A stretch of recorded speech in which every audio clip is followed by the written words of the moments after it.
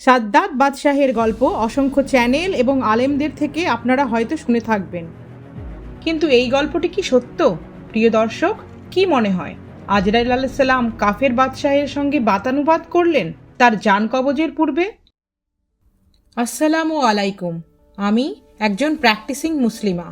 যদিও আমার জন্ম ও বেড়ে ওঠা মুসলিম পরিবারে, তবুও আমি বিশ্বাস করি প্রকৃত মুসলিম হওয়ার জন্য মুসলিম পরিবারে জন্মানো ও বড় হওয়া কোনো শর্ত হতে পারে না। ইসলাম ছাড়া যেমন অন্য অসংখ্য দিন ও তার অনুসারী এই পৃথিবীতে আছে, তেমনি ইসলামের নামে অনেক ভুল ভ্রান্তি, কুসংস্কার ও রীতিনীতিও বহুল প্রচলিত আছে। তাই অনেক দিনের মাঝে ইসলামকে বেছে নেওয়া যেমন গুরুত্বপূর্ণ, তেমনি ভালো ও মন্দের সমারোহে নিজেকে বাঁচিয়ে কুরআন ও হাদিসের আলোকে সত্যের পথে অবিচল থাকাও তার থেকেও বেশি গুরুত্বপূর্ণ। ইসলামের বিভিন্ন বিষয়ের উপরে গবেষণা করা, বিভিন্ন সূত্র থেকে তথ্য অনুসন্ধান ও যাচাই করে প্রমাণসহ প্রকৃত সত্য তুলে ধরাই আমার উদ্দেশ্য। তাই সত্য ও মিথ্যার জটিল সমীকরণের এই যুগে যারা সত্যের পথ অনুসন্ধানকারী, অন্ধকারের মধ্য থেকে যারা আলোর পথের দিকে ধাবনকারী, তাদের জন্য আমার এই চ্যানেল। প্রিয় শ্রোতা, আজকে আমরা সাদ্দাতের প্রচলিত গল্পটির সত্যতা ও শিক্ষণীয় বিষয়বস্তু নিয়ে আলোচনা করব। সাদ্দাত ছিলেন একজন শক্তিশালী কাফের বাদশাহ। মনে করা হয় তিনি ছিলেন কালের গর্ভে হারিয়ে যাওয়া আরবিয়ান গম্বুজ নগরী ইরাম এর বাদশাহ। তার রাজত্ব ছিল সুবিশাল। প্রায় 1000টির মতো আদ জাতির উপর তার কর্তৃত্ব ছিল 900 বছর ধরে। বড় বড় পাহাড় কেটে তা থেকে সুদৃশ্য বাসস্থান বানানো ছিল তাদের কাছে খুবই সহজ। বস্তুতপক্ষে এতটাই উন্নত ছিল তাদের প্রযুক্তি যে আধুনিক বিজ্ঞানও তার ব্যাখ্যা দিতে সক্ষম নয়। যাই হোক, আদ জাতি ছিল পাথরের মূর্তির পূজারী।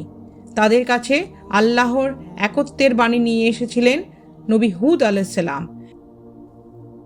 কিন্তু সাদ্দাত তা অস্বীকার করে। হুদ আলাইহিস সালামের জান্নাতের বর্ণনা শুনে সে নিজে দুনিয়ার বুকে জান্নাত বানাতে উদ্যোগী হয়।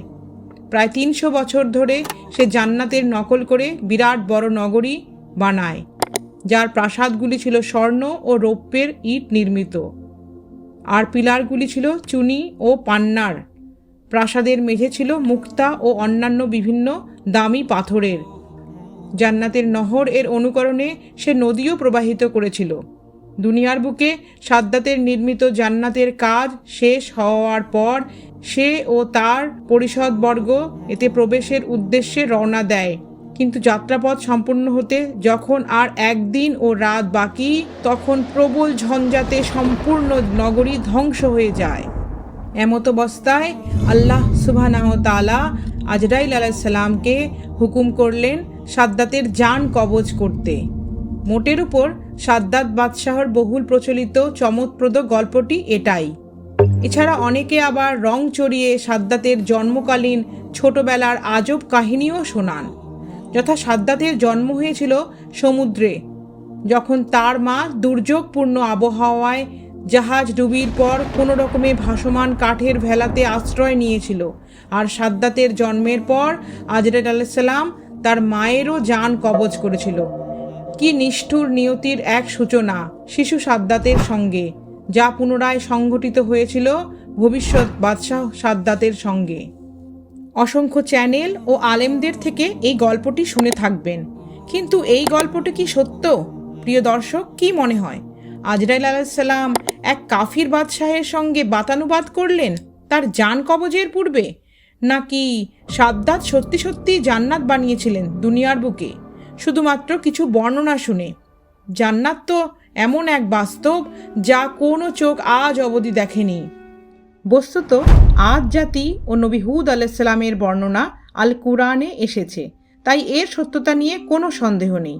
কিন্তু সাদ্দাত বাদশাহের গল্পের কোনো প্রমাণ নেই। এটি একটি বানাওয়াট আজগুবি গল্প।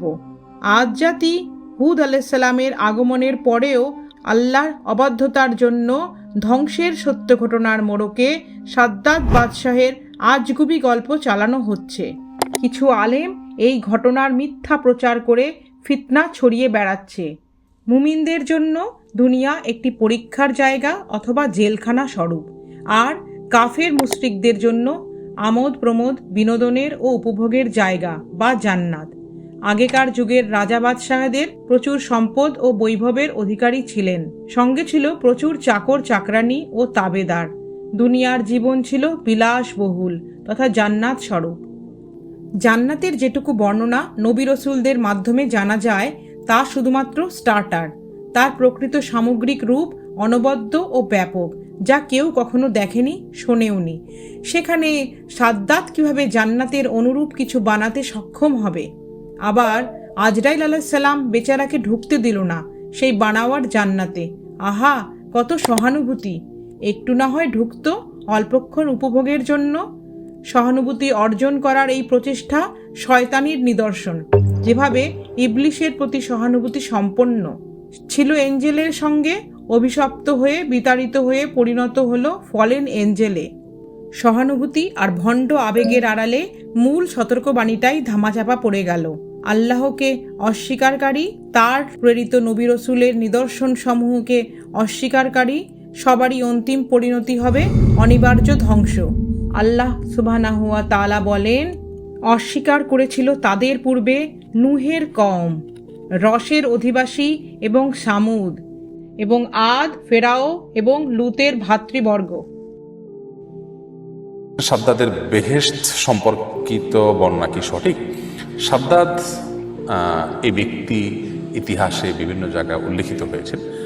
আল্লাহ তাআলার প্রতি ঈমান ছিল না। পৃথিবীর ইতিহাসে বড় বড় কাফের এবং আপনার আল্লাহদ্রোহী মানুষগুলোর মধ্যে থেকে একজন। তো এই সাদ্দাদ নাকি বেহেশত তৈরি করেছে, জান্নাতের বিবরণ শুনে জান্নাতের আদলে জান্নাত তৈরি করেছে এবং সেখানে প্রবেশ আগে সে মৃত্যুবরণ করেছে ইত্যাদি ইত্যাদি। এরকম দীর্ঘ গল্প এবং ঘটনা আমরা অনেকে পড়ে থাকবো। এটি কোনো কোনো ইতিহাস গ্রন্থে, তাফসীর গ্রন্থে এসেছে, কিন্তু এই সম্পর্কে মুহাক্কিক ওলামায়ে কেরামের মন্তব্য হলো যে এগুলো ইসরায়েলি বর্ণনা, ইহুদিদের বিভিন্ন বর্ণনা থেকে এসেছে। মূলত নির্ভরযোগ্য কোনো বর্ণনায় সাদ্দাদের এই বেহেশত নির্মাণ যে ঘটনার কথা আমরা শুনতে পাই এবং বহুল আলোচিত, এটির কোনো ভিত্তি খুঁজে পাওয়া যায় না। এবং এবারে ইমাম ইবনে কাসির রাহিমাহুল্লাহ সহ অনেক মুফাসসির এবং মুহাক্কিক ওলামায়ে কেরামের মন্তব্য রয়েছে যে নির্ভরযোগ্যতার বিচারে এই ঘটনা প্রমাণিত নয়। অতএব এই ঘটনা আমরা বর্ণনা করব না এবং এটা বর্ণনা করার থেকে, শোনা থেকে, বলা থেকে আমরা বিরত থাকব। সাদ্দাদ নামে কোনো মানুষ পৃথিবীতে ছিল, এটা কোরআনেও আসে নাই, কোনো হাদিসেও আসে নাই, কোনো জাল হাদিসেও আসে নাই।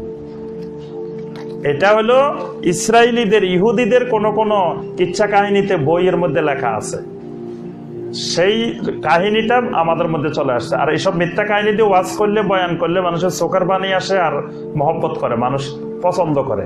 এই জন্য মিথ্যা বক্তারা, মিথ্যা ওয়াজ যারা করে, তারা এগুলো প্রচার প্রসার করছে। ২৬ বছর আগে বলেছি সাদ্দাদের কাহিনী মিথ্যে। এখন পর্যন্ত কোনো মায়ের বেটা বলে না কেন যে সাদ্দাদের কাহিনী সত্য? সাদ্দাদের কাহিনী সত্য তো দূরের কথা, কাহিনী কোথায় আছে এটাই পাবে না খুঁজে। সত্য তো বহু দূরের কথা, সাদ্দাদের কাহিনী আছে কোথায় এটাই জানা নাই। ৬ মাস সময় দিয়েছি সাদ্দাদের কাহিনী খুঁজতে, এখন পর্যন্ত ৬ মাস হয় না, ২৬ বছর পার হচ্ছে।